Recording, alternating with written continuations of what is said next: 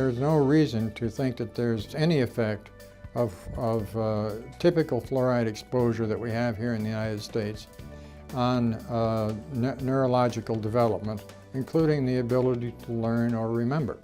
Well, we performed a chronic experiment to look for the possibility of very high fluoride exposures on the ability of rats to learn a task. There was no effect, even with concentrations hundreds of times higher than we have in our human tissues. There's a lot of information about the possible effect of fluoride on learning, but they're based on studies coming out of China that are not considered to be credible studies.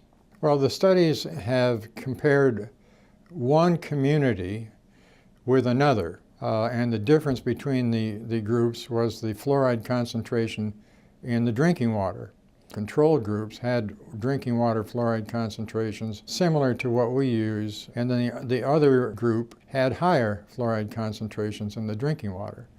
Then the investigators administered a variety of IQ tests depending on the study. The overall difference in IQ was well within the measurement error for IQ tests. There's a recent review paper by Choi and others that reviewed 27 different reports out of China.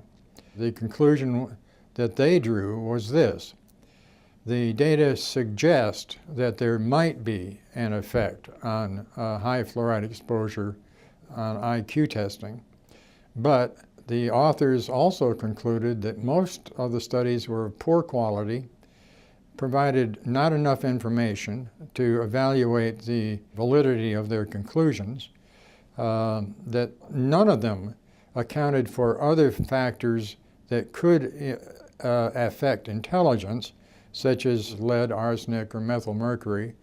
And so the whole issue of this IQ testing and fluoride exposure coming out of China is based on studies that are not well designed, and therefore you can't really draw conclusions from them. In my opinion, having been in this field for many years and being familiar with the literature, is that the hazards associated with it are virtually none.